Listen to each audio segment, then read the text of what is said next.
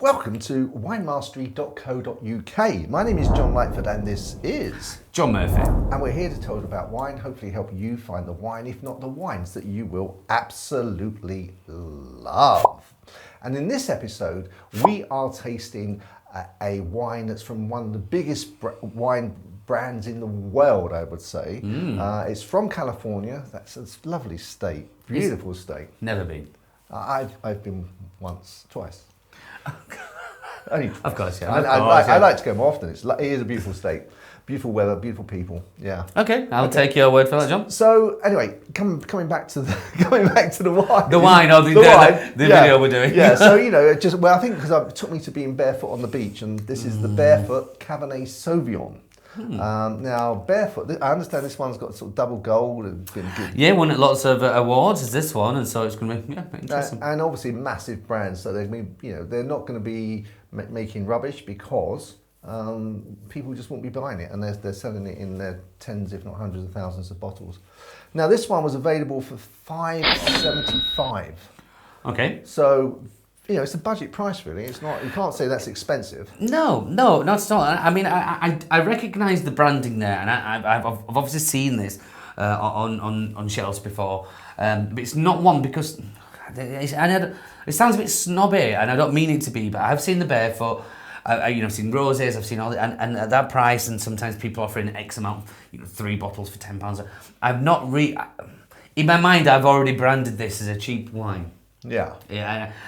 And I don't want to, so I'm not gonna. I'm gonna try to keep that out of the equation and try this for. Well, we have tried about 3 or 4 other Barefoot wines, and we have. And to be fair, we've always ended up rating. I think maybe there was one exception, but nearly all of them we thought have been very, very good value, very good quality. Okay, so shall we have a look at the colour? Yes, I'm just looking. I'm already keen on this. I'm looking at that. Yep. So let me just lean in front of you. You go for it. I'm going to just... Yeah, this is a nice garnet colour. Nice, deep red. Yeah, it is. It's not the thickest wine I've ever seen. You can see through there, but it has that invitingness, that nice colour. Yeah. So let's have a go straight on the nose. Okay. That's interesting. That's really nice. Yeah. It's a very nice nose. There's fruit there, but there's like a sweetness, isn't there? Yes, yeah. It's got a... there can't be such a thing, I'm sure, as a texture on the nose, because obviously, it's not like you put it in your mouth and you can feel the texture, but really strange in as much as sort of, if you can, I'm not sure what is triggering this sensation in my nose, but it's like that's when you get like a port or something like that. That same sort of, somehow it seems to be sweeter and richer. I think it is a smell. Is all it is, because I know what you mean. I'm not getting it as a texture, but I know what you're... Maybe it's because I'm relating it. I'm thinking this is a bit like the fruitiness, a bit like pulp. It's not, is it? It's not. It's not. Well, no, it's not as intense as the port, but there's definitely... I won't say port-esque, but there's something underlying there. I know what you mean. It's the sweetness. It's the sweet. It's the jammy berries. The sweetness. I'll say that again, sweetness. But no, I can relate, John, I can relate. So, right, let's have a go on the old nose, because this is smelling really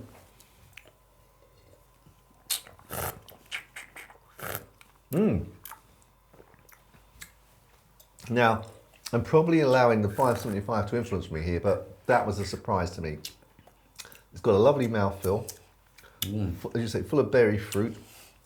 It's nice and viscous and full. And actually, the tannins are pretty well balanced. I don't think... I'm impressed. You were right. I don't think I could add much more to that, John. You've got it spot on there. So, can definitely understand the jamminess. Tannins are spot on. It's hanging on in there. For me, it's got a little bit of almost a licorice thing coming in, but in a nice way. Kind of sits there on the tongue. But beautiful. The length is there. All the fruits in there. It's a Cabernet Sauvignon, and the fact that it's $5.75. Yeah. Appeals even more. Yeah. I will be honest, John.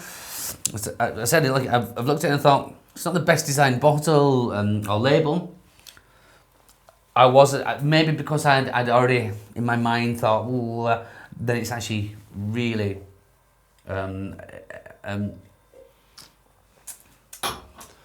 surpassed anything I thought it would be.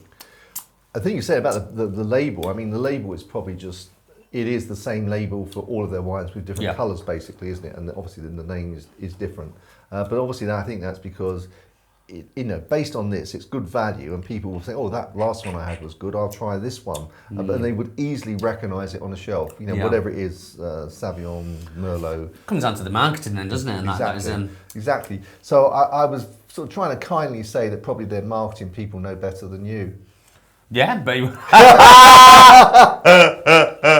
and how kindly you put it, John. I am but a cheesemonger, so I will happily, rightfully put in my plate. But no, so I was, right. Let's go for food. I'll start with cheese. Okay. Now, I'm thinking because it has that, it's not sweet. Don't get me wrong, it's not sweet because it's not overly dry with the tannins. I would describe that as having a sweetness. So I'm gonna put this with a blue cheese, and I think I'd put this with the smoked blue Stilton. I think the smoked blue Stilton, the salty edge there, the half sweetness there, I think would just work very well. So how do they make smoke? They put it in a smokehouse. Yes, it's an actual smokehouse. You can get smoked cheeses which are not real smoked. They have a smoked flavouring in there. But the smoked blue Stilton I have and smoked Wensleydale, they have actually been smoked. So yeah, you get the cheese, put it in a smokehouse, and this is oak smoked is this one as well. Okay. But you tend to find a lot of this, if it's like a real smoked cheese as opposed to a smoked flavoured, the intense smoky flavour is obviously on the outside. It doesn't, it doesn't penetrate as much in, so it becomes more subtle. But that's no bad thing at all. No, otherwise the smoke could just take over the taste. Oh yeah. That's all you get. Yeah.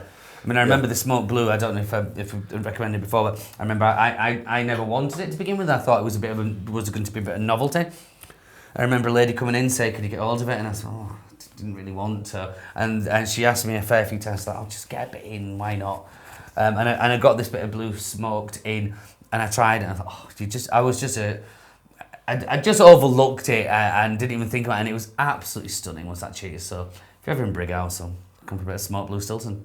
Find out what he's on about. And get a Cabernet Sauvignon while you're there. It won't be this one because you don't sell this one. I don't, but I've got plenty of Cab Savs. Yeah, that are very good. So what do you think? Well, I think in terms of food, then I'd go with a stew, and I'd go with a slightly sweeter stew. So something that maybe has got some not just vegetables, but maybe something like apricots or prunes in, some beef with some prunes. So that little sort of sticky, I do. Sort of sticky gravies. I do, and that's a very good call, John. Yeah, and I think that would sort of just go very nicely with that. I think you'd be very right. Yeah, excellent. Well, fantastic. They've done it again, Barefoot. That is a fantastic piece of wine. Great price, great quality. Well done, guys. I mean, not that our humble show will make any difference to your percentage bottles sold, but it's nice to know. Yeah. But okay, score. Okay, looking on the scoreboard. Right. Do you want to go first? Or I will do. Okay. Because I think I know we're very rarely too far apart. Too far apart. No. So I'm going to go ahead. I'm going to say 81. Oh, wow. Go on. That's what I was going to say. Really? Yeah. I think we've done that. Yeah, so I think it's... I don't want to go overly wild because of other wines we've tasted. Although the wines have been more expensive, they've also had a lot more complexity about them, or they've been something that's made us really go, "Ooh, what was that?" And find that in there. This has been an excellent Cabernet Sauvignon at an excellent price. I thought that at the wrong time. Excuse me. No. Yeah, no, absolutely right. It's not pretentious. It's just a fantastic wine, fantastic wine. You can, even if you're on your own and you were drinking that, it's not something you would think, it's too bland. You can still get into it. It's fantastic value. That's all I can say. Fantastic value. Okay, brilliant. Good review, John. Okay, good. Well, we'll see you in the next one, guys. If you've tried this wine or any other Barefoot's got any comments at all, or if there's a Cabernet Sauvignon you think's better for the price, let us know. Until then, guys, chin chin. Chin chin.